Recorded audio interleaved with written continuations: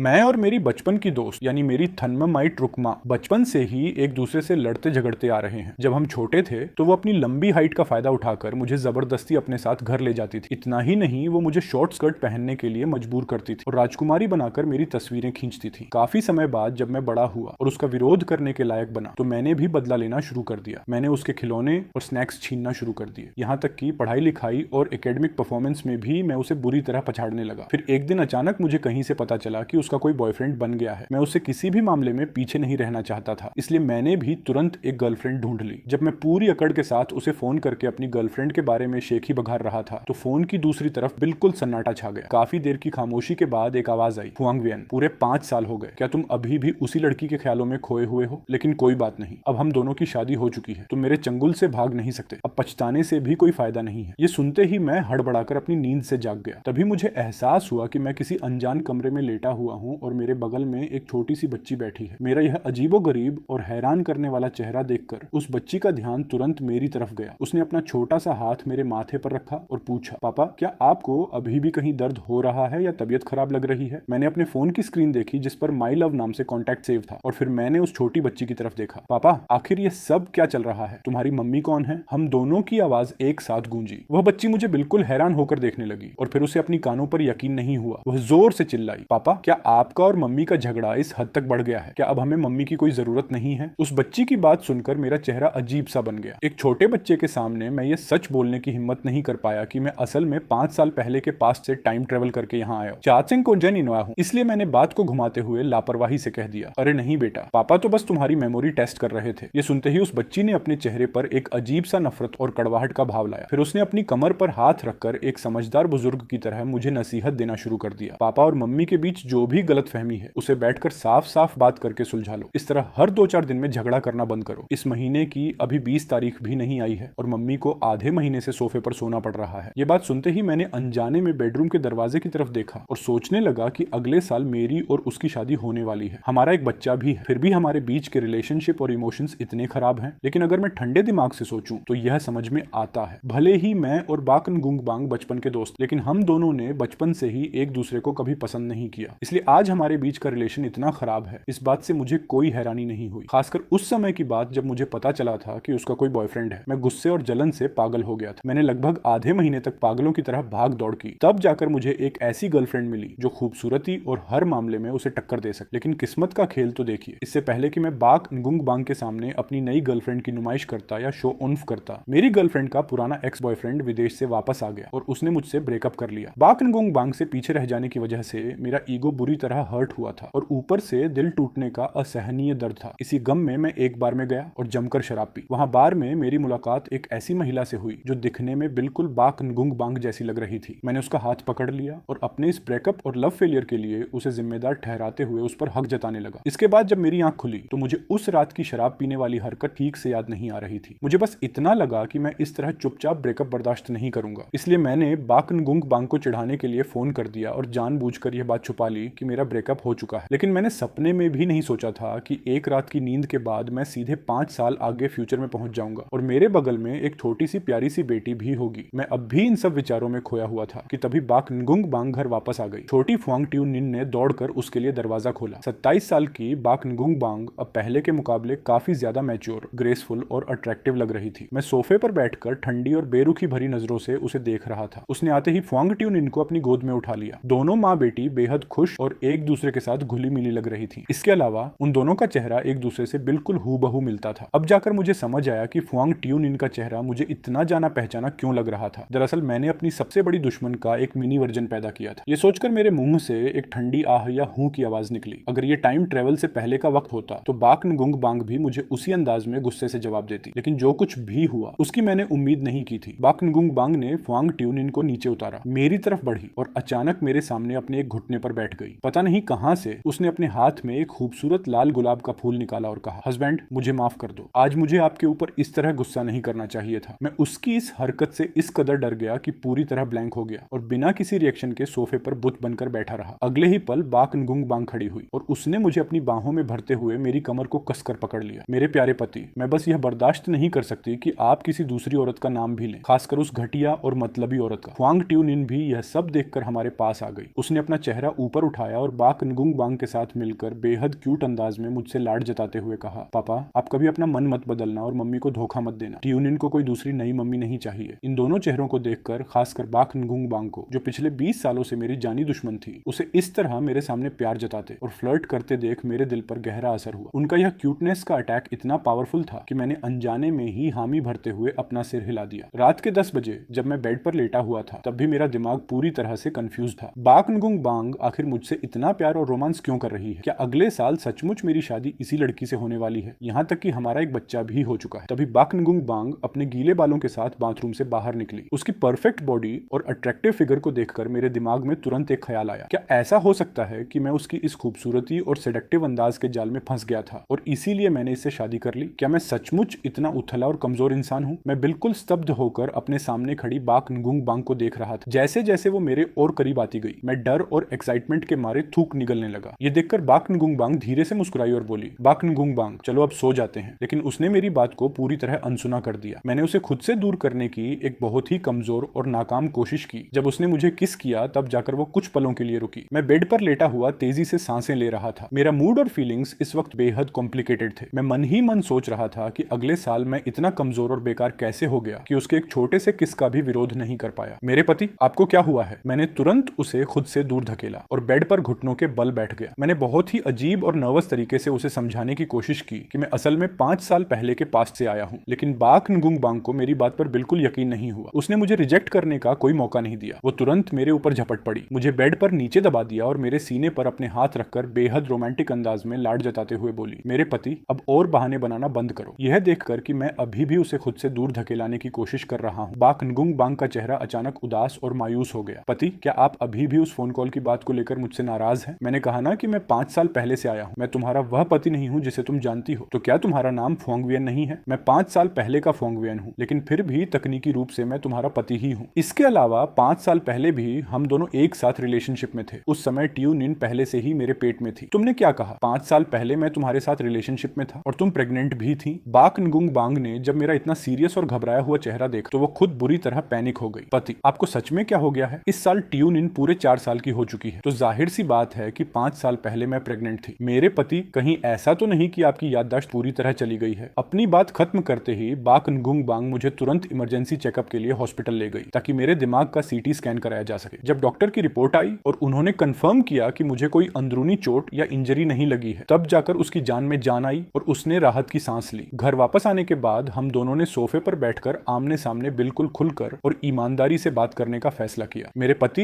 हुआंगवियन, क्या आप सचमुच 5 साल पहले के अतीत से यहाँ आए हैं? हाँ, ये सच है। मैंने अपनी हालिया यादें पूरी तरह खो दी हैं। तभी मैं सोचूं कि आपने अचानक फोन पर मुझसे यह क्यों कहा था कि आपकी कोई नई गर्लफ्रेंड बन गई है? मुझे तो लगा था कि हम दोनों की आवाज एक बार फिर एक साथ गूंजी। ये सुनकर हमने एक दूसरे की तरफ देखा। मैंने सबसे पहले अपना चेहरा दूसरी तरफ घुमा लिया। बाक नगुंग बांग ने जब मेरी इस झेंप मिटाने वाली हरकत को देखा तो उसके चेहरे पर एक प्यारी सी मुस्कान आ गई और वह धीरे से हंस पड़ी। अब मुझे पूरा यकीन हो गया है कि आप सचमुच 5 साल पहले वाले फोंगवियन ही हैं। तो तुम्हें मेरी बात पर यकीन आ गया? मैंने बाक नगुंग बांग की तरफ बेहद शक और अविश्वास भरी नजरों से देखते हुए पूछा। चलो, अगर तुम्हारी बात मान भी लें तो मुझे यह बताओ कि क्या हम दोनों जानी दुश्मन नहीं हैं? फिर भला मैंने तुमसे शादी क्यों की? तुमने कहा ना कि क्रेजी प्रेग्नेंट मैरिज यानी बच्चा होने की वजह से शादी हुई, लेकिन इस तरह की शादी की पहली शर्त यह होती है कि हम दोनों के बीच कोई फिजिकल रिलेशन बना हो। पर हमारा तो यह हाल है कि जब भी मिलते हैं सिर्फ कुत्ते बिल्लियों की तरह लड़ते हैं। हमारे बीच ऐसा कुछ होना तो पूरी तरह इम्पॉसिबल है। मेरी यह बात सुनकर बाक नगुंग बांग ने तुरंत सफाई देते हुए कहा, उस वक्त तुम मुझसे बेहद नफरत करते थे। अगर मैं प्रेग्नेंट नहीं होती तो हम दोनों कभी एक साथ नहीं आते। उसकी यह बात सुनकर मुझे वो सारी चीजें याद आने लगी जो मैंने टाइम ट्रेवल करने के बाद से देखी थी। मैंने फोंग ट्यूनिन के लिए उसकी ममता और सब्र को देखा था और 5 साल बाद के फ्यूचर में मेरे लिए उसका वो प्यार और लाड चाव भी महसूस किया था। तो इसका मतलब यह है कि तुमने सिर्फ एक जिम्मेदारी और मजबूरी की वजह से मुझसे शादी की, यानी यह सब जो मैं देख रहा हूँ वो सिर्फ एक दिखावा है, सब झूठ है। ये सुनकर बाक नगुंग बांग बिल्कुल खामोश हो गई। मैं सब कुछ समझ गया और मैंने अपना सिर हिलाते हुए कहा, अगर ऐसी बात है तो चलो हम डिवोर्स ले लेते हैं। मैं ऐसा बिल्कुल नहीं होने दूंगी। अभी उसकी बात पूरी भी नहीं हुई थी कि अचानक मुझे चक्कर आने लगा और पूरी दुनिया गोल गोल घूमती हुई महसूस हुई। पलक झपकते ही वो लिविंग रूम मेरी आंखों के सामने से गायब हो गया। जब मेरी आंखें खुली तो मैं खुद को एक बार बार के अंदर पाया। मेरे हाथों में एक महिला थी जिसे मैंने कसकर पकड़ रखा था। उसकी आवाज बेहद जानी पहचानी थी। वो बाक नगुंग बांग थी। वो पागलों की तरह मेरा नाम पुकार रही थी। अगले ही पल उसने मुझे भीड़ के बीच से खींचकर बाहर निकाला, जबरदस्ती एक कार में बिठाया और फिर एक कमरे में ले आई। वो मुझे कमरे में लाते ही ही बुरी तरह डांटने लगी। हुआंग वियन, क्या तुम्हारा दिमाग खराब हो गया है? ये सब क्या बकवास? आधी रात को अकेले बार में आकर इस तरह धुत्त होकर शराब कौन पीता है? वो सिर्फ एक मामूली लड़की ही तो थी, क्या उसके लिए इस हद तक गिरना जरूरी था? मेरा सिर अब भी भारी था और मैं पूरी तरह नशे में था। मुझे समझ नहीं आ रहा था कि मैं पास्ट में हूँ या फ्यूचर में, लेकिन शराब के नशे और शरीर की गर्मी के बीच मुझे अचानक लगा कि बाक नगुंग बांग गुस्से में भी कितनी ज्यादा खूबसूरत और अट्रैक्टिव लग रही है। उसे देखकर मेरा मन उसे किस करने का होने लगा और जो मेरे मन में आया मैंने बिना सोचे समझे वही कर दिया। बाक नगुंग बांग कुछ पलों के लिए बिल्कुल सुन्न हो गई, लेकिन अगले ही पल उसने मुझे पीछे धकेला और चिल्लाई, हुआंग वियन, क्या तुम्हें होश भी है कि तुम क्या कर रहे हो? उसके इस एक वाक्य ने मेरे दिमाग की बत्ती जला दी और मुझे वो 4 शब्द याद आ गए, क्रेजी प्रेग्नेंट मैरिज। मैं तुरंत पूरी तरह होश में आ गया। मैंने अपनी गलती छुपाने के लिए अपनी गर्दन अकड़ाकर चिल्लाते हुए कहा, तुम सचमुच बचपन से लेकर आज तक सबसे ज्यादा इरिटेटिंग और नफरत के काबिल लड़की हो। तुम्हारा यह चेहरा देखकर मेरा मूड पूरी तरह खराब हो गया। इतना कहकर मैंने उसके उस अजीब और गुस्से से लाल चेहरे की परवाह नहीं की। मैं तुरंत बेड से उतरा और लड़खड़ाते हुए बाथरूम में घुस गया और ठंडे पानी का शावर ऑन कर दिया। बाक नगुंग बांग ने बाहर खड़े होकर गुस्से और शर्म के मारे चिल्लाते हुए कहा, हुआंग वियन, क्या तुम इंसान भी हो या नहीं? तुमने ही पहले मुझे छेड़ा था। मैंने अंदर से बाथरूम का दरवाजा जोर से बंद कर लिया और बाहर की दुनिया को खुद से अलग कर दिया। बाथटब में लेटकर मैंने राहत की सांस ली। शुक्र है भगवान का, बाल बाल बच गया, वरना मुझे इस मुसीबत और चिड़चिड़ी बाक नगुंग बांग से शादी करनी पड़ जाती। जब मैं नहाकर बाथरूम से बाहर निकला तो बाक नगुंग बांग का गुस्सा थोड़ा शांत हो चुका था, लेकिन उसका चेहरा अभी भी उतरा हुआ था। मुझे देखते ही उसकी आंखों में एक बर्फीली ठंडक उतर आई। हुआंग वियन, क्या मेरा मजाक उड़ाकर तुम्हें बहुत मजा आ रहा है? जब मैं खामोश रहा तो उसकी नजरें और भी कड़वी हो गईं और उसकी टोन में जलन साफ महसूस हो रही थी। क्यों, क्या तुम अभी तक अपनी उस एक्स गर्लफ्रेंड को भूल नहीं पाए हो? अरे खाक नहीं भूला हूं, मैं तो बस इस बात से डर रहा था कि कहीं तुम प्रेग्नेंट ना हो जाओ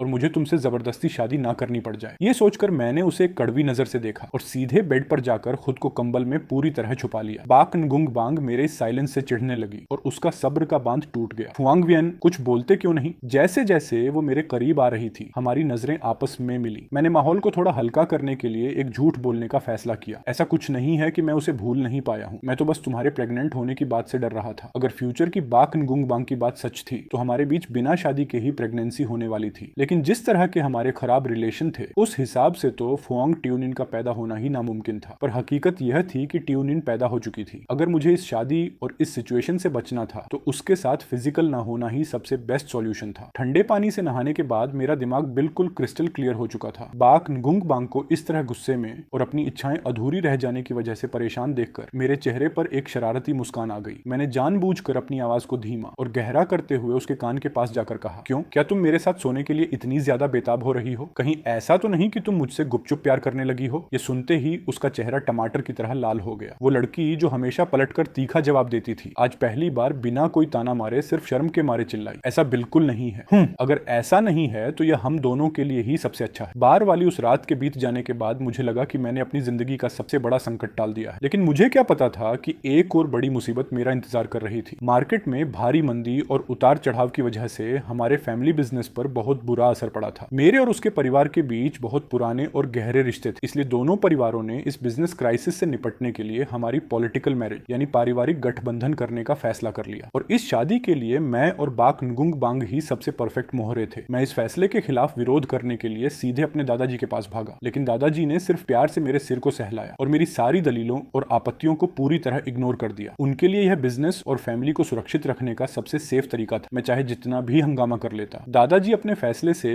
1 इंच भी पीछे हटने को तैयार नहीं थे। मैं इस बात को बर्दाश्त नहीं कर पा रहा था। उसी रात मैंने एक बड़ा रिस्क लिया। मैं बाक नगुंग बांग के घर गया, दीवार के सहारे पाइप पर चढ़ा और बालकनी के रास्ते सीधे उसके बेडरूम में घुस गया। लेकिन जैसे ही मैंने कमरे में कदम रखा मेरी आंखें फटी की फटी रह गईं। बाक नगुंग बांग सिर्फ एक बार टॉवल लपेटे हुए बाथरूम से बाहर आ रही थी। उसे देखकर मेरे मुंह से अनजाने में ही एक सीटी निकल गई। उस पल मैंने बाक नगुंग बांग को लाइफ में पहली बार इतना घबराते और असहज होते देखा। उसने तुरंत दौड़कर मेरा मुंह बंद करने की कोशिश की ताकि मैं चिल्ला ना सकूं। इस आपाधापी और धक्का मुक्की में हम दोनों का बैलेंस बिगड़ा और हम सीधे जमीन पर जा गिरे। हम दोनों एक दूसरे के ऊपर नीचे गिरे पड़े थे। गिरने के उस शॉट में मैंने अपनी बॉडी को आगे कर दिया ताकि उसे चोट ना लगे और मैं उसका कुशन बन गया। जब मैं खड़ा हुआ तो अपनी कोहनी को सहलाते हुए गुस्से में बड़बड़ाने लगा, मैंने तो अभी तक कुछ कहा भी नहीं था और तुम सीधे मेरे ऊपर टूट पड़ी। तभी मुझे रियलाइज हुआ कि काफी देर से बाक नगुंग बांग की तरफ से कोई रिस्पॉन्स नहीं आ रहा था। मैंने मुड़कर देखा तो वो अपनी आंखें बंद किए जमीन पर बिल्कुल शांत लेटी थी, जैसे कि वो बेहोश हो गई हो। यह लड़की लड़की भी ना कितनी बचकानी है, इतनी बड़ी हो गई है, लेकिन आज भी मुझे डराने के लिए बचपन का वही झूठ मूठ के मरने का नाटक कर रही है। मैं उसके पास घुटनों के बल बैठा और उसकी इस हरकत पर अपनी आंखें घुमाते हुए कहा, देखो ये मजाक बिल्कुल अच्छा नहीं है, जल्दी से उठो, जमीन बहुत गंदी है, इतनी बड़ी होने के बाद भी बच्चों वाले गेम्स खेल रही हो। बाक गुंग बांग। लेकिन उसके शरीर में कोई हलचल नहीं हुई। मैंने थोड़ा डरते हुए उसके बालों को खींचा, उसके सीने पर धीरे से थपकी दी, लेकिन उसका कोई रिएक्शन नहीं आया। अब जाकर मैं सचमुच बुरी तरह डर गया था। जब मेरे हाथ पैर फूलने लगे और मैं घबराहट में एम्बुलेंस को कॉल करने के लिए अपना फोन निकालने ही वाला था, तभी एक हाथ ने आकर मेरे फोन की स्क्रीन को दबा दिया। वो बाक गुंग बांग। मेरी आवाज में रोना साफ महसूस हो रहा था। तुम ठीक तो हो ना? तुमने तो मेरी जान ही निकाल दी थी। तभी नीचे से काम करने वाली दाई अम्मा की कदमों की आवाज आई और उन्होंने बाहर से दरवाजा खटखटाया। मिस, क्या सब ठीक है? मुझे ऐसा लगा जैसे छोटे मालिक फुआंग वियन की आवाज आई है। बाक गुंग बांग ने बेडरूम के दरवाजे की तरफ देखा और अपनी भौहें सिकोड़ते हुए अपनी गर्दन के पिछले हिस्से को पकड़ लिया। कुछ नहीं अम्मा, मैं बस फोन पर उनसे बात कर रही थी और मेरा स्पीकर ऑन था। उसे इस तरह दर्द में देखकर मैंने भी अनजाने में अपना हाथ उसकी गर्दन के पीछे रखा और पूछा, क्या बहुत ज्यादा दर्द हो रहा है? तभी उसके हाथ ने मेरी आंखों के कोनों को छुआ जो डर के मारे हल्के लाल हो चुके थे। दर्द नहीं हो रहा है मेरे प्यारे पति, तुम इस तरह रो क्यों रहे हो? ये शब्द सुनते ही मुझे एक जबरदस्त शौक लगा और मैंने झटके से अपना सिर ऊपर उठाया। बाक गुंग बांग मेरी तरफ देखकर बेहद खूबसूरत मुस्कान के साथ मुस्कुरा रही थी। तो आखिरकार पास्ट से आए हुए तुम बिल्कुल वैसे ही हो जैसा मेरी यादों में दर्ज थे। 10 मिनट बाद मैं और बाक गुंग बांग एक दूसरे के सामने बैठे हुए थे। मैं बेहद उलझन और शक से भरे चेहरे के साथ उसे देख रहा था। मैंने बात की शुरुआत करते हुए पूछा, तो तुम फ्यूचर से टाइम ट्रेवल करके यहाँ आई हो? बाक गुंग बांग ने हाँ में अपना सिर हिलाया। अगर ऐसा है तो मुझे अपने उन सवालों के जवाब चाहिए जो मुझे परेशान कर रहे हैं। उस रात जब मेरा ब्रेकअप हुआ था, हमारे बीच ऐसा कुछ भी नहीं हुआ था जिससे तुम प्रेग्नेंट हो सको, लेकिन अब हमारे परिवार हमारा बिजनेस अरेंज मैरिज करा रहे हैं। तो फिर फ्यूचर में ऐसा क्या हुआ कि हमारे बीच फुआंग ट्यूनिन जैसी बेटी पैदा हो गई? मुझे यह पूरी सिचुएशन समझ नहीं आ रही है। मैं सचमुच बहुत ज्यादा कंफ्यूज। आखिर वो क्या वजह थी जिसकी वजह से मुझे बाक गुंग बांग के साथ वो क्रेजी प्रेग्नेंट मैरिज करनी पड़ी? मान लेते हैं कि हमारी सिर्फ एक बिजनेस मैरिज हुई थी, तो हमारे स्वभाव के हिसाब से तो हमें अलग अलग रहना चाहिए था। फिर उस 5 साल बाद वाली छोटी बच्ची फुआंग ट्यूनिन का क्या लॉजिक है? मेरे इन उलझे हुए सवालों को सुनकर बाक गुंग बांग सिर्फ मुस्कुराती रही। उसने अपना हाथ आगे बढ़ाकर मेरे बालों को सहलाने की कोशिश की, लेकिन मैंने झटके से उसका हाथ पीछे हटा दिया। फिर भी उसने इस बात का बुरा नहीं माना। उसकी आवाज में बिल्कुल वही मिठास और सॉफ्टनेस थी जो मैंने फ्यूचर में सुनी थी। मेरे छोटे वेन, हम दोनों तो बचपन से ही एक दूसरे के लिए बने हैं, फिर ऐसा क्यों नहीं हो सकता? यह कभी नहीं हो सकता। हमारे बीच ऐसा होना इम्पॉसिबल है। क्यों नहीं हो सकता? हम बचपन के दोस्त हैं, हमारे परिवारों का स्टेटस और बैकग्राउंड बिल्कुल मैच करता है, हम सचमुच स्वर्ग में बनी एक परफेक्ट जोड़ी हैं। उसकी यह बातें सुनकर मेरे पूरे शरीर में सिहरन दौड़ गई और मेरे रोंगटे खड़े हो गए। मैं बेड पर से उछलकर खड़ा हो गया और चिल्लाया, बाक गुंग बांग, तुम पूरी तरह पागल हो चुकी हो। क्या तुम यह भूल गई हो कि हम दोनों इस जन्म के सबसे बड़े दुश्मन हैं? जहां तुम हो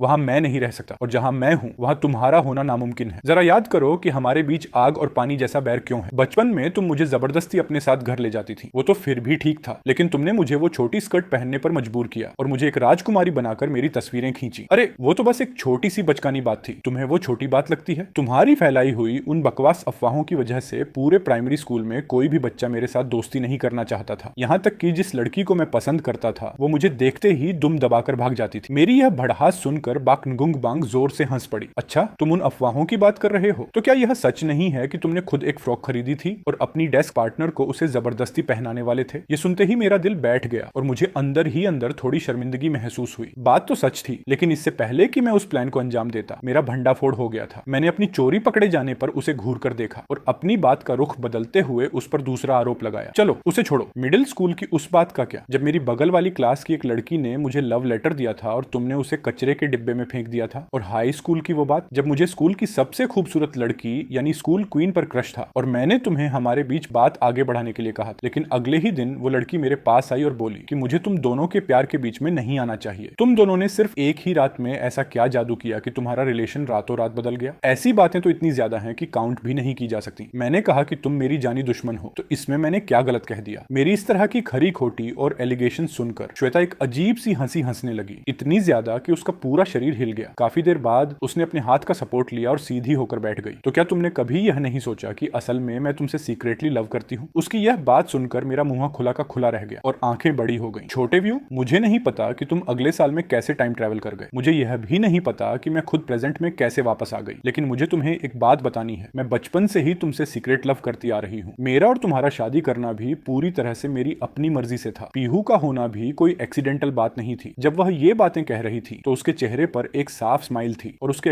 एक्सप्रेशंस भी बेहद सॉफ्ट थे। मैं पूरी तरह से ब्लैंक हो चुका था। ठीक उसी वक्त जब मैं पलटकर कुछ जवाब देने ही वाला था कि अचानक धड़ाम की आवाज आई। श्वेता फिर से जमीन पर गिर पड़ी। मैंने उसके चेहरे पर थपकी दी, उसके बाल खींचे, पर फिर भी कोई रिस्पॉन्स नहीं मिला। कोई है? जल्दी यहाँ आओ। श्वेता बेहोश हो गई है। हॉस्पिटल में जब मैंने देखा कि होश में आने वाली लड़की प्रेजेंट टाइम की असली श्वेता है, तब जाकर मैंने राहत की सांस ली। अगले साल वाली श्वेता बहुत अच्छी थी, मेरे साथ बेहद सॉफ्ट थी। सच कहूं तो मेरा फेवरेट टाइप भी वैसी ही लड़की का है, लेकिन पता नहीं क्यों मुझे कुछ अजीब सा लग रहा था। अभी वाली श्वेता ही देखने में ज्यादा नॉर्मल लग रही थी। श्वेता हॉस्पिटल के बेड पर लेटी हुई पूरी ठसक के साथ ऑर्डर्स चला रही थी। मैं उसके लिए एप्पल छील रहा था। उसका टोन काफी इरिटेटेड था। विहान, तुमने तो एप्पल का सारा पल्प ही निकाल दिया। क्या मुझे सिर्फ इसका सेंटर पार्ट खिलाने का इरादा है? भले ही मेरे दिल में बहुत गुस्सा आ रहा था, लेकिन मेरे चेहरे पर मैंने पूरी तरह से काम और कूल लुक बनाए रखा। मैंने उस छीले हुए एप्पल का सारा पल्प खुद एक ही बार में खा लिया और फिर बचा हुआ वो सेंटर पार्ट उसकी तरफ बढ़ाते हुए कहा, ये लो। पर मुझे बिल्कुल उम्मीद नहीं थी कि जब उसने उसे अपने हाथ में लिया तो उसकी आंखें अचानक नम हो गईं। उसने अपनी नजरें चुराकर दूसरी तरफ देख लिया और उसकी आवाज भी काफी कमजोर हो गई। क्या तुम एक पेशेंट को यह खिलाओगे? ऊपर से इसमें तुम्हारा थूक लगा हुआ है। अगर मुझसे इनडायरेक्ट किस करना ही था तो ऐसा करने की क्या जरूरत थी? क्या मेरे जरिए आधा अधूरा खाया हुआ एप्पल भी उसे एक किस की याद दिला सकता है? क्या वो सच में मुझसे सीक्रेट लव करती है? मैंने एप्पल का एक और बाइट लिया, अपनी नजरें घुमाकर श्वेता की तरफ देखा। जब मैंने देखा कि वह सच में उस बचे हुए पार्ट को खाने ही वाली है तो मेरे रोंगटे खड़े हो गए। मैंने तुरंत उसके मुंह के पास से वो एप्पल छीन लिया और सीधे डस्टबिन में फेंक दिया। क्या तुम सच में इसे खाने वाली थी? क्या तुमने ही मुझे यह नहीं दिया था? अगर मैं दे दूंगा तो क्या तुम सच में खा लोगी? श्वेता को अभी भी उसी हैरान चेहरे के साथ हाँ में सिर हिलाते देखकर मेरा चेहरा अचानक डर के मारे लाल हो गया। उसके बाद मैंने अपना गला साफ किया। श्वेता, क्या तुम बीमार हो? कचरा जैसी चीज भी खाने को तैयार हो? उसने आगे कुछ नहीं कहा, बस अपनी पहनी हुई पेशेंट की ड्रेस की तरफ इशारा किया। हॉस्पिटल में एडमिट हूँ तो समझो बीमार ही हूँ, क्योंकि रूम में सिर्फ हम दोनों ही थे। काफी देर तक टिके रहने की वजह से वहां का माहौल थोड़ा ऑकवर्ड होने लगा। बचपन से ही मेरा और उसका हमेशा छत्तीसगढ़ का आंकड़ा रहा है। इस तरह शांति से एक ही रूम में साथ बैठना वाकई पहली बार हुआ था। ये सोचकर मैंने बात शुरू करने के लिए कोई भी रैंडम टॉपिक ढूंढ लिया। पहले की उस अरेंज मैरिज की बात को दोबारा छेड़ते हुए मैंने कहा, दादाजी ने मुझे शादी की बात के बारे में बताया था। इस बारे में तुम्हारा क्या सोचना है और क्या सोचना होगा? ये दोनों फैमिलीज के लिए एक अच्छी बात। ये मत कहना कि तुम इसके लिए रेडी नहीं हो। चलो, इसकी पूंछ पकड़ में आ ही गई। ये सच में मुझे लाइक करती है। मैंने जानबूझकर उसके सो कॉल्ड रूमर्ड बॉयफ्रेंड के बारे में हिंट लेते हुए पूछा, तो फिर तुम्हारे बॉयफ्रेंड का क्या हुआ? श्वेता जैसे मेरी बात सुनकर अवाक रह गई। काफी देर चुप रहने के बाद उसने जवाब दिया, ब्रेकअप हो गया। यह सुनकर मैंने एक गहरे टोन के साथ रिपीट किया, ब्रेकअप हो गया क्या? श्वेता ने मेरा टोन भांपते हुए जल्दी जल्दी सिर हिलाया। हाँ, ब्रेकअप हो गया। इससे हमारी शादी पर कोई फर्क नहीं पड़ेगा। वैसे तुम्हारी एक्स गर्लफ्रेंड का क्या सीन है? उसे हमारी शादी में कोई प्रॉब्लम तो नहीं होगी ना? मैंने तो अभी तक इस शादी के लिए हाँ कहा ही नहीं है। इतना सुनते ही श्वेता को इतना गुस्सा आया कि उसने एप्पल फेंक दिया और खाना छोड़ दिया। फिर लाउड वॉइस में पूछा, क्या तुम अभी भी उसके ख्यालों में खोए हुए हो? उस लड़की का पहला प्यार विदेश से वापस आ चुका है। आखिर तुम्हें उसमें ऐसा क्या पसंद है? उसे इतना पैनिक होते देखकर मुझे अंदर ही अंदर बड़ी खुशी हुई। इसलिए मैंने आराम से एप्पल चबाते हुए उसे और चिढ़ाने के मौके का फायदा उठाया। मुझे उसकी हर एक चीज पसंद है। श्वेता मुझसे इतनी चिढ़ गई कि उसने जिद पकड़ ली कि उसे अभी के अभी डिस्चार्ज होना है। मैंने उसकी मेडिकल रिपोर्ट देखी, सब नॉर्मल था, तो मैंने भी उसकी बात मान ली। जैसे ही मैं उसे छोड़कर उसके घर पहुंचा, सामने ही उसकी मम्मी मिल गई। आंटी नीता ने जैसे ही मुझे देखा, उनकी आंखें खुशी से छोटी हो गईं और चेहरे पर स्माइल आ गई। मुझे तो डर था कि छोटे व्यू तुम इस नखरेबाज लड़की को रिजेक्ट न कर दो, लेकिन तुम दोनों के बीच इतना अच्छा बॉन्डिंग देखकर अब मुझे तसल्ली मिल गई है। इतना कहते हुए उन्होंने एक खास नजर मेरे उस हाथ पर डाली जो श्वेता की कमर पर टिका हुआ था। इस वक्त श्वेता बहुत ही शरीफ लड़की की तरह स्माइल कर रही थी। मम्मी, हमारे बीच के रिलेशंस तो हमेशा से ही बहुत अच्छे रहे हैं। आंटी नीता ने मुंह पर हाथ रखकर दबी हुई हंसी हंसते हुए कहा, चलो तुम्हारी विश पूरी हो गई। आगे से अब छोटे व्यू को कभी परेशान मत करना। फिर वो मेरी तरफ मुड़ी, विहान, अगर यह तुम्हें कभी भी परेशान करे तो तुम सीधे मुझे कंप्लेन करना। आखिर में मुझे वहीं हैरान छोड़कर श्वेता एक शातिर स्माइल के साथ अंदर चली गई। इस शादी के मामले में मुझे पीछे हटने का कोई चांस नहीं दिया गया। मेरी मम्मी ने अपनी भौहें चढ़ाते हुए इस पूरे मामले का फाइनल डिसीजन सुना दिया। तुम इकलौते बेटे हो, तुम्हें फैमिली को आगे बढ़ाना ही होगा। वो लड़की श्वेता काफी ब्यूटीफुल और प्यारी है, साथ ही एक रेपुटेड कॉलेज से ग्रेजुएट भी है। उसे शादी करने में तुम्हारा कोई लॉस नहीं है। अगर सच में पसंद ना आए तो एक बच्चा होने के बाद डिवोर्स ले लेना। तुम्हारी मम्मी ने भी पास्ट में इसी रास्ते से शुरुआत की थी। अब ये रोता हुआ और नफरत भरा चेहरा मत बनाओ। फिलहाल जाकर बॉन्डिंग स्ट्रांग करो। अगर बाद में भी कंपेटिबिलिटी न बैठे तो जब तुम्हारे हाथ में पूरी पावर आ जाए तब अपनी मर्जी से किसी और को चुन लेना। मम्मी के इस वर्ड ने मुझे अलर्ट कर दिया। बहुत पॉसिबल है कि इसी वजह से पीहू का जन्म हुआ हो। इस तरह मेरे वो दिन शुरू हो गए जहां मुझे श्वेता के साथ बॉन्डिंग बनाने के लिए जबरदस्ती डेट्स पर जाना पड़ता था। एक दिन ऑफिस टाइम के बाद श्वेता ने मुझे डिनर के लिए एक रेस्टोरेंट में चलने को कहा। रास्ते में मुझे मेरे एक फ्रेंड का कॉल आया जिसने बताया कि आज उसकी गर्लफ्रेंड की बर्थडे पार्टी है, इसलिए मुझे अच्छे से ड्रेसअप होकर वहां पहुंचना है। उसने यह भी बताया कि मेरी एक्स गर्लफ्रेंड और उसका वो पहला प्यार भी वहां आने वाले हैं। जैसे ही मैंने कॉल कट किया, श्वेता ने फौरन एड्रेस पूछा। बिना एक पल गंवाए उसने ड्राइवर को गाड़ी सीधे उसी तरफ मोड़ने का ऑन ऑर्डर दे दिया। जब हम वहां पहुंचे, मैं जैसे ही कार का गेट खोलने वाला था, श्वेता ने अचानक मुझे रोक दिया। उसने मेरे पहने हुए हुडी और जीन्स की तरफ इशारा करते हुए टोकते हुए कहा, क्या तुम सच में इसी लुक में अंदर जाने वाले हो? मैंने एक पल के लिए नीचे अपने कपड़ों को देखा और कंफ्यूज होकर पूछा, क्या खराबी है इसमें? तुम्हारी एक्स गर्लफ्रेंड अपने पहले प्यार को साथ लेकर पार्टी में आई है। क्या तुम सच में इसी ऑर्डिनरी लुक में वहां दिखना चाहते हो? बेशक, ऐसा तो बिल्कुल नहीं हो सकता। मुझे उस मतलबी लड़की का चेहरा याद आ गया जिसने उसके पहले प्यार का हाथ थामकर बड़े ही गिल्टी फेस के साथ मुझसे ब्रेकअप की डिमांड की थी। मेरी मुट्ठी अपने आप कस गई। अगर उस वक्त मैं अचानक टाइम ट्रेवल न कर गया होता तो मैंने इस हिसाब को बहुत पहले ही चुकता कर दिया होता। आज वो खुद चलकर मेरे सामने आए हैं। शायद मेरे दोस्त ने मुझे जानबूझकर अपना गुस्सा निकालने के लिए ही बुलाया होगा। फ्यूचर में पीहू इसी साल कंसीव होने वाली थी, लेकिन प्रेजेंट में मेरे और श्वेता के बीच का रिलेशन सिर्फ हाथ पकड़ने तक ही लिमिटेड था। ऐसे में पीहू का कंसीव होना कैसे पॉसिबल होगा? हमारा एंगेजमेंट हो चुका था, शादी अगले साल जून में फिक्स थी। अगर इस साल पीहू का कोई नामो निशान नहीं रहा तो क्या आगे पैदा होने वाला बच्चा वाकई हमारी पीहू ही होगी? पीहू के साथ बिताए उस छोटे से टाइम को याद करके मुझे वो बच्ची बेहद प्यारी लगने लगी। ये सोचते ही मैं पूरे जोश में आ गया और ड्राइवर को इंस्ट्रक्शन दिया, मेरी सबसे पास वाली सोसाइटी की तरफ चलो, मैं किसी को बोलकर वहीं अपनी ड्रेस मंगवा लेता हूँ। अचानक श्वेता ने हल्का सा अपना गला साफ किया। उसका टोन थोड़ा सा शर्माता हुआ था। पीछे की सीट पर एक पैकेट रखा है, वो तुम्हारे ही साइज का है, जरा देखकर बताओ कि तुम्हें पसंद आता है या नहीं। मैंने उसके पीछे हाथ बढ़ाकर देखा तो सच में वहां एक बहुत बड़ा गिफ्ट बॉक्स रखा था। बॉक्स खोलने पर अंदर एक प्रीमियम ब्लैक कस्टमाइज्ड सूट था। मैंने उसे थोड़ा सा खुद पर रखकर चेक किया। साइज बिल्कुल परफेक्ट था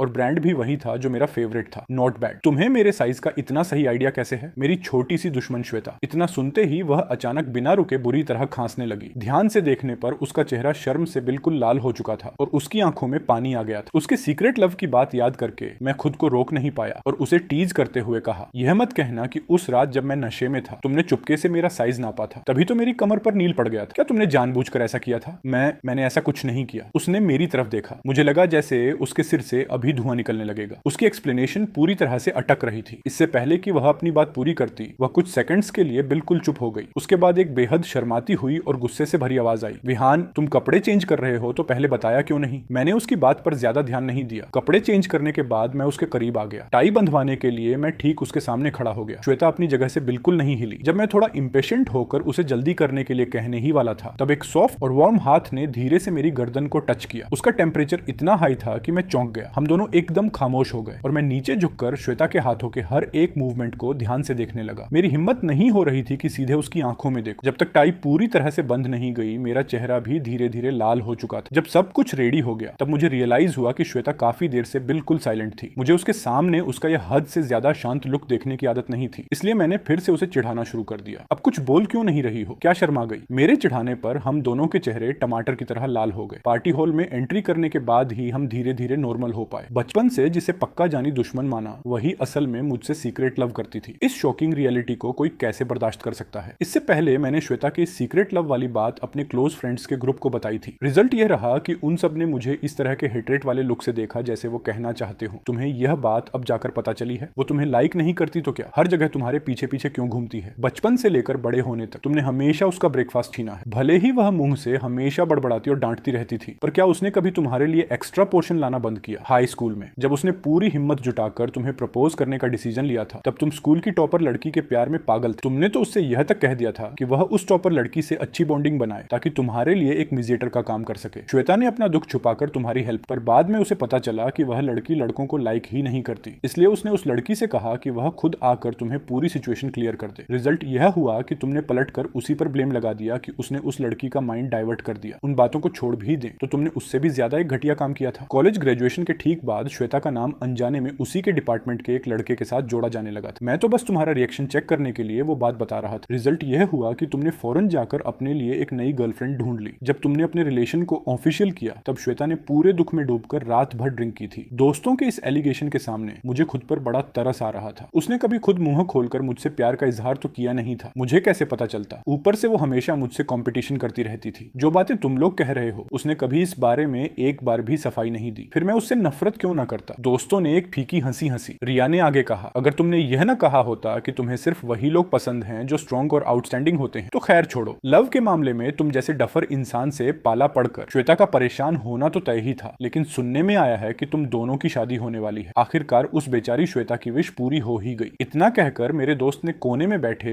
एक जाने पहचाने कप कपल की तरफ इशारा किया। अब ज्यादा सोचो मत, आज का तुम्हारा टास्क बस उन दोनों को उनकी औकात दिखाना है। उस घटिया लड़के और लड़की को देख रहे हो, वो रही तुम्हारी एक्स गर्लफ्रेंड और उसका सो कॉल्ड पहला प्यार। क्या उसने अपनी औकात से ज्यादा घमंड नहीं दिखाया था, यह सोचकर कि तुम बस एक नॉर्मल और गुमनाम से लड़के हो? उसका पहला प्यार जैसे ही विदेश से वापस आया, उसने तुम्हें तुरंत लात मार दी। अब उस मतलबी लड़की को अपनी आंखें बड़ी करके देखने दो कि तुम जैसे एक नॉर्मल दिखने वाले लड़के का एक्चुअल स्टेटस क्या है। मैंने उसकी उंगली के इशारे की तरफ देखा। काव्या एक व्हाइट सूट पहने हुए आदमी के हाथ में हाथ डाले खड़ी थी। सच तो यह है कि उसका मुझसे ब्रेकअप करना सिर्फ अपने पहले प्यार के लिए कोई पुराना प्यार नहीं था, बल्कि इसलिए था क्योंकि उसे मेरी फैमिली बैकग्राउंड बहुत ही ऑर्डिनरी लगी थी। इसीलिए जैसे ही अच्छे बैकग्राउंड वाला उसका पहला प्यार वापस आया, उसने तुरंत मुझे छोड़ दिया। मैं सोच ही रहा था कि मेरे दोस्तों का ग्रुप उनकी तरफ बढ़ने लगा। मैं भी बाकी सबके पीछे पीछे उनके क्लोज चला गया। वहां काव्या बड़े नखरे के साथ रौनक का हाथ थामे खड़ी थी। दोनों एक दूसरे के साथ काफी क्लोज और रोमांटिक दिख रहे थे। जब उन्होंने हमें अपनी तरफ आते देखा तो रौनक ने काफी पोलाइटली स्माइल की और सोशल होने के लिए कुछ वर्ड्स बोलने ही वाला था। तभी मेरे बेस्ट फ्रेंड ने सीधे उसकी बात बीच में ही काट। ये ब्यूटीफुल लेडी कौन है? चेहरा काफी जाना पहचाना लग रहा है। हाँ, मुझे याद आया। क्या यह विहान की एक्स गर्लफ्रेंड नहीं है? ये तो एक नंबर की धोखेबाज लड़की है। रौनक भाई, जरा संभल कर रहना और इसकी असलियत अच्छे से देख लो। इतना सुनते ही रौनक तुरंत अपनी जगह पर एकदम सुन्न रह गया। इस बीच काव्या ने जब देखा कि पूरे हॉल के लोगों की नजरें ऑलमोस्ट उन्हीं की तरफ टिक गई हैं, तो उसने जबरदस्ती एक फेक स्माइल बनाई और सिचुएशन को संभालते हुए कहा, तुम यह क्या बकवास कर रहे हो? हमारा तो म्यूचुअल ब्रेकअप हुआ था। म्यूचुअल ब्रेकअप हुआ था क्या? मेरे दोस्त ने कुछ टाइम पहले एक धोखेबाज लड़की को डेट किया था। अभी रिलेशन को आधा महीना भी नहीं हुआ। कोई चुपके से विदेश से वापस आए अपने पुराने प्यार के साथ गुलछर्रे उड़ा रहा था और फिर बेरहमी से मेरे दोस्त को डंप कर दिया। रौनक भाई, तुम ही बताओ, क्या ऐसा इंसान चीप नहीं होता? ये सुनकर रौनक के चेहरे की स्माइल तुरंत गायब हो गई और उसकी आंखों में साफ शौक दिखाई दे रहा था। ठीक अगले ही सेकंड दोस्तों ने मुझे आगे पुश कर दिया ताकि मैं सीधे उन दोनों के सामने आ जाऊं। मैंने अपना सिर ऊंचा किया, कॉलर सीधा किया, स्माइल दी और रौनक से हाथ मिलाने के लिए हाथ आगे बढ़ाया। हेलो मिस्टर रौनक, मैं हूं विहान। रौनक एकदम ब्लैंक हो गया और उसने काफी ऑकवर्ड होकर मुझसे हाथ मिलाया। विहान, क्या तुम वही विहान हो? सिंघानिया ग्रुप के बड़े नवाब साहब, आपसे मिलकर बहुत अच्छा लगा। बहुत टाइम से आपके बारे में सुन रहा था। मैंने धीरे से उसका हाथ पकड़ा और तुरंत छोड़ दिया। रौनक की आंखों में काव्या के लिए जो नफरत और नाराजगी दिख रही थी, उसे देखकर मेरे दिल में इतने टाइम से दबा हुआ सारा गुस्सा शांत हो गया। पास्ट में काव्या ने मेरे नॉर्मल कपड़ों का मजाक उड़ाया था। रौनक के स्टेटस और पैसों की वजह से उसने मुझे बेरहमी से छोड़ दिया था। पता नहीं उसने क्या मीठी मीठी बातें करके रौनक को मनाया होगा और आज मुझे नीचा दिखाने के लिए उसे यहाँ साथ लेकर आई थी। अब जब मैंने अपना वो स्टेटस दिखा दिया है जिसे काव्या पूरी लाइफ में कभी टच भी नहीं कर सकती, उसकी इस लालची और फेम के पीछे भागने वाली फितरत की वजह से मुझे यकीन है कि इस वक्त उसका दिल और दिमाग पछतावे से पूरी तरह जल चुका होगा। रही बात उस चालाक रौनक की, तो वह डेफिनेटली इसी मोमेंट से काव्या से अपने सारे रिलेशंस खत्म कर लेगा। ऊपर से मेरे दोस्त इस बात को पूरी पार्टी में फैला ही देंगे। इस धोखेबाज काव्या का तो अब चैप्टर ही क्लोज समझो। वो दोबारा किसी अमीर लड़के को फंसाने के लिए अपनी पुरानी ट्रिक यूज नहीं कर पाएगी। ऐसा लग रहा है कि उसके आने वाले दिन अब काफी मुश्किल होने वाले हैं। इस मजेदार और सेटिस्फाइंग रिवेंज के बाद सब लोग अलग अलग हो गए और अपनी अपनी मस्ती में खो गए।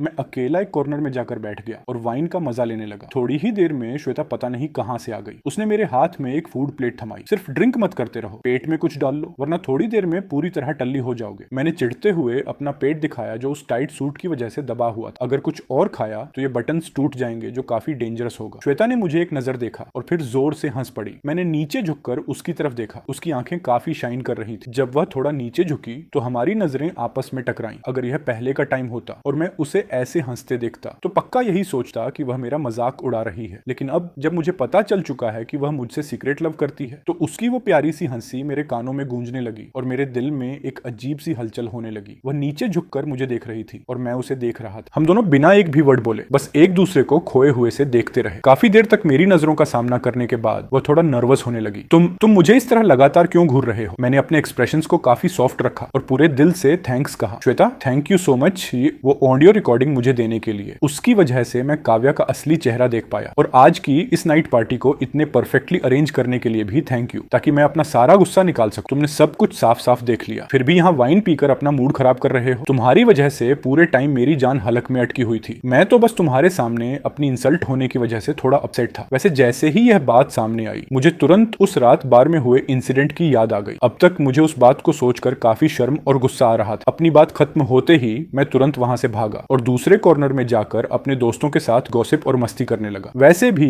मुझे लगातार यह फील हो रहा था कि अगर मैं थोड़ी देर और श्वेता के पास रुका तो शायद मैं अपने दिल की धड़कनों को कंट्रोल नहीं कर पाऊंगा। जब मैं मुड़कर जाने लगा तो मुझे पीछे से बाई निंग बिंग की लगातार खिलखिलाकर हंसने की आवाज हल्की हल्की सुनाई दी। उस पार्टी के बाद से मैंने मन ही मन इस मैरिज अलायंस को स्वीकार कर लिया दिया। तब से बाई निंग बिंग कभी कभी मेरे साथ ऑफिस जाने लगी, मेरे साथ लंच और डिनर करने लगी, यहाँ तक कि हम दोनों साथ में अम्यूजमेंट पार्क भी गए। भले ही उसकी जुबान हमेशा की तरह कड़वी और सुनने में खराब थी, लेकिन जब वह मुझे ऑर्डर देती थी और हाथ में लगी शुगर साफ करने को कहती थी तो उसका वो अंदाज देखने लायक होता था। जब हॉन्टेड हाउस में डरकर वह मुझसे कसकर लिपट जाती थी या रोलर कोस्टर पर मेरा हाथ मजबूती से थाम लेती थी और नहीं छोड़ती थी, तो मैंने उसकी इस कभी कभार उभरने वाली बदतमीजी को बड़े दिल से माफ करने का फैसला कर लिया। समय बहुत तेजी से बीत गया। देखते ही देखते नवंबर का महीना आ गया। भविष्य के इस सीक्रेट को अपने तक ही सीमित रखना मुझे अंदर ही अंदर बहुत बेचैन कर रहा था। इसलिए अब जब तीर कमान से छूट ही चुका है तो फिर पीछे क्या हटना। क्यों ना बाई निंग बिंग के साथ सीधे शादी के बंधन में बंध कर बात को पक्का कर लिया जाए। मैंने चुपके से अपनी मेड से अपने लिए एक हेल्थी सूप बनाने को कहा। फिर हर रोज मैं उसे बाई निंग बिंग के पास ले जाता और हम दोनों साथ में पीते। नतीजतन लगातार आधा महीना पीने के बाद भी बाई निंग बिंग सिर्फ हाथ पकड़ने तक ही सीमित रही। उसने आगे कोई कदम उठाने से साफ इनकार कर दिया। पलक झपकते ही नवंबर का आधा महीना बीतने को आया। मैंने अपने दांत भींचे और बेशर्म बनकर अपने क्लोज फ्रेंड से इस मामले में टिप्स मांगने पहुंच गया। वहां थोड़ी देर उन्होंने मेरा जमकर मजाक उड़ाया। फिर उन लोगों ने मुझे एक ट्रैकिंग नंबर भेजा और कहा कि उन्होंने मेरे लिए सारा सामान पहले से ही ऑर्डर कर दिया है। आज रात ही फास्ट डिलीवरी से वह यहाँ पहुंच जाएगा और उन्होंने मुझे आज रात का मिशन पूरा करने को कहा। बस कैसे भी करके बाई निंग बिंग को अपने प्राइवेट अपार्टमेंट पर बुलाना था। जब मुझे वह कोरियर मिला तो मैंने तुरंत उसे खोलकर देखा। उसे खोलते ही मेरा चेहरा शर्म से एकदम उबले हुए झींगे की तरह लाल हो गया। मेरे दोस्त ने फोन किया और बेहद कमीनी टोन में हंसते हुए कहा, हा शाओ युआन, अगर इस बार भी काम नहीं बना तो तुम दोनों का सच में कुछ नहीं हो सकता। हम तो यही सलाह देंगे कि जितनी जल्दी हो सके कोई दूसरा टारगेट ढूंढ लो और इस झंझट से मुक्ति पाओ। इतना कहकर उसने तुरंत फोन काट दिया। ठीक उसी समय बाई निंग बिंग का अचानक फोन आया। शाओ युआन, वो जो वॉन्टन शॉप तुम्हें पसंद है ना, मैं वहां से तुम्हारे लिए खाना पैक करवा कर ला रही हूँ। 10 मिनट में पहुंच जाऊंगी। फोन के दूसरी तरफ से उसकी प्यारी आवाज सुनकर मैंने अपने दांत भींचे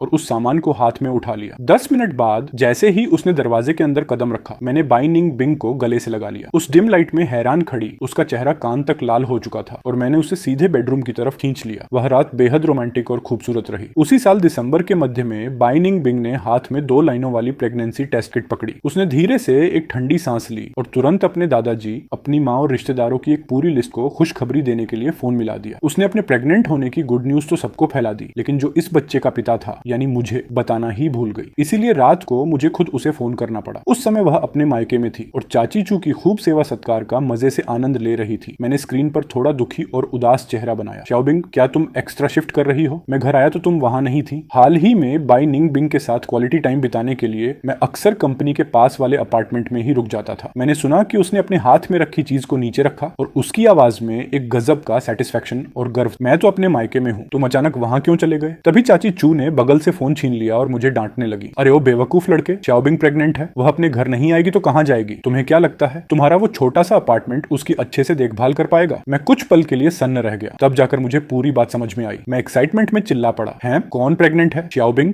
जैसे ही उन्होंने मेरे मुंह से यह अनजाना सा सवाल सुना, फोन के दूसरी तरफ बैठी चाची का मूड खराब हो गया। उन्होंने फोन पर ही मेरी क्लास लगा दी और मैंने पलटकर एक शब्द भी नहीं कहा। उस वक्त मेरे दिमाग में बस यही बात बार बार घूम रही थी कि बाई निंग बिंग प्रेग्नेंट है और मुझे इस तरह डांट खाते देखकर बाई निंग बिंग फोन के पीछे पागलों की तरह हंस रही थी। तभी अचानक बाई निंग बिंग को याद आया कि उसने शायद अभी तक मुझे अपने प्रेग्नेंट होने की बात नहीं बताई थी। अब समय को 5 साल आगे ले चलते हैं। फेंग शाओ निंग अब 4 साल की हो चुकी है। बिल्कुल वैसी ही प्यारी बच्ची जैसी मैंने टाइम ट्रेवल के वक्त पहली बार देखी थी। बेहद क्यूट और मासूम। और बाई निंग बिंग का ये केयरिंग और प्यार भरा अंदाज भी मेरी उस 5 साल बाद वाली पत्नी की इमेज से बिल्कुल मैच करता था जिससे मैं मिला था। एक दिन स्टडी रूम में एक पुरानी नोटबुक ढूंढते समय मेरा हाथ अचानक एक पुरानी डायरी पर पड़ा। ये वही डायरी थी जिसे बाई निंग बिंग ने पिछले 10 सालों से रुक रुक कर लिखा था। ये उसके हाई स्कूल के दिनों से लेकर अब तक की थी। 21 अप्रैल 2013। कल मुझे हर हाल में शाओ युआन को प्रपोज करना है। बेस्ट ऑफ लक, आगे बढ़ो। 22 अप्रैल 2013। उफ, शाओ युआन ने मुझसे कहा कि उसे बगल की क्लास की उस क्रश से प्यार हो गया है और उसने मुझसे कहा कि मैं उससे दोस्ती कर लूं ताकि बाद में मैं उन दोनों के बीच मैच मेकर का काम कर सकूं। मूड बहुत खराब है लेकिन शाओ युआन की बात को मैं कभी मना नहीं कर पाती। 28 अप्रैल 2013। हे भगवान, उस लड़की को तो लड़के पसंद ही नहीं है। ही शाओ युआन अभी भी सिर्फ मेरा है। 4 मई 2013। शाओ युआन मुझसे नाराज हो गया है। वह कह रहा है कि मैंने ही उस लड़की का मन बदला है। भगवान गवाह है, मैं तो सिर्फ शाओ युआन से प्यार करती हूँ। मैं उसे एक्सप्लेन करना चाहती थी लेकिन उस वक्त मेरी बोलती बंद हो गई और मैं कुछ कह नहीं पाई। अच्छा हुआ मैं सिंगल ही रही। 1 मई 2018। कॉलेज के एक लड़के के साथ मेरे अफेयर की अफवाह उड़ गई और यह बात सीधे शाओ युआन के कानों तक पहुंच गई, जो कि बहुत बुरा हुआ। लेकिन मैंने तुरंत जाकर शाओ युआन को सब क्लियर कर दिया। ही मैं सच में कितनी स्मार्ट हूँ। 20 मई 2018। शाओ युआन की एक गर्लफ्रेंड बन गई है। ऐसा क्यों हुआ? आखिर क्या चल रहा है। 25 मई 2018। मैं बहुत दुखी हूँ, बहुत ज्यादा हर्ट। मुझे अपने श्याओ युआन को वापस पाने का कोई रास्ता निकालना ही होगा। 1 जून 2018। श्याओ युआन को उस धोखेबाज लड़की ने छोड़ दिया। मेरे दोस्त के दोस्त ने उस लड़की द्वारा श्याओ युआन को इंसल्ट करने का एक वीडियो रिकॉर्ड करके मुझे भेजा था। ऐसी मतलबी लड़की के लिए श्याओ युआन इतना दुखी क्यों हो रहा है? नहीं, मुझे यह रिकॉर्डिंग श्याओ युआन को सुनानी ही होगी। 3 जून 2018। श्याओ युआन अपना दुख भुलाने के लिए एक बार में शराब पी रहा था। वह एक के बाद एक पैग पिए जा रहा था। मुझसे उसका यह हाल देखा नहीं गया, इसलिए मैं उसे पकड़कर घर ले आई। श्याओ युआन नशे में बहुत बहुत ज्यादा क्यूट लगता है। मैंने उसे किस किया। श्याओ युआन के होंठ बहुत मीठे हैं, लेकिन अच्छा हुआ कि श्याओ युआन ने आगे बढ़ने की जिद नहीं की, नहीं तो शायद मैं खुद को रोक नहीं पाती। 4 जून 2018। दोनों परिवारों की शादी की बात चल रही है और श्याओ युआन ने भी मना नहीं किया। मैं आखिरकार अपने इस हैंडसम पति को अपने घर लाने वाली हूँ। 2 सितंबर 2018। मैंने फैसला किया है कि मैं श्याओ युआन को अपने दिल की बात बता दूंगी, लेकिन ऐसा लगता है कि श्याओ युआन मेरी फीलिंग्स को समझ गया है। वह बस मुझे छेड़ रहा है। ही उसका चेहरा एकदम लाल हो गया था और मेरा भी। क्या वह भी मुझसे प्यार करने लगा है? 16 नवंबर 2018। श्याओ युआन आज रात बहुत बहुत ज्यादा हैंडसम लग रहा है। मुझे उसके वो कपड़े बहुत पसंद आए, लेकिन गलती से मैंने उन्हें फाड़ दिया। बाद में मैं उसे वैसे ही दूसरे कपड़े गिफ्ट कर दूंगी। आखिरी हिस्सा पढ़ते पढ़ते मेरा चेहरा कब लाल हो गया मुझे पता ही नहीं चला। तभी मैं सोचूं कि बाद में वह रोज मेरे वार्डरोब को तरह तरह के कपड़ों से क्यों भर देती थी। मैं आगे के पन्ने पढ़ने की हिम्मत नहीं कर पाया ताकि कुछ ज्यादा रोमांटिक या सेंसिटिव शब्द सामने न आ जाएं। पन्नों को जल्दी जल्दी पलटते हुए मैं सीधे सबसे हालिया डायरी एंट्रीज पर आ गया। 4 मई 2023। मुझे अभी अभी एक सपना आया जिसमें 5 साल पहले का श्याओ युआन प्रेजेंट टाइम में आ गया था। वह हैरान था कि हम दोनों तो कट्टर दुश्मन थे, फिर हमारी शादी कैसे हो गई और फेंग श्याओ निंग जैसी बेटी कैसे हो गई। ही हम दुश्मन थोड़ी ही हैं, हम तो बचपन के दोस्त। बिल्कुल परफेक्ट मैच। 6 मई 2023। मुझे फिर से एक सपना आया। इस बार मैं 5 साल पीछे चली गई थी। श्याओ युआन मुझसे बार बार पूछ रहा था कि आखिर किस वजह से हम दोनों ने फेंग श्याओ निंग को जन्म दिया। बेशक यह प्यार की वजह से था, लेकिन पुराने वाले श्याओ युआन को इस बात पर भरोसा ही नहीं हो रहा था। मुझे बहुत बुरा लगा। मैं तो बचपन से ही श्याओ युआन से एक तरफा प्यार करती आ रही हूँ, फिर भी उसने मुझ पर विश्वास नहीं किया। ऐसी ही न जाने कितनी दिल की बातें उस डायरी में लिखी हुई थी। जैसे जैसे मैं उन पन्नों को पलट रहा था, मेरे चेहरे पर एक प्यारी सी मुस्कान आ रही थी। भले ही मैं अपनी फीलिंग्स को समझने में बहुत बुद्धू था और मुझे बहुत देर लगी, लेकिन आज मेरे पास यह प्रेजेंट है। और जिस लड़की ने मुझे इतने सालों तक टूटकर प्यार किया, मैं भी कब उसके प्यार के जाल में पूरी तरह डूब गया मुझे पता ही नहीं चला। उसने बिल्कुल सच कहा था। हम दोनों वाकई में एक दूसरे के लिए ही बने हैं।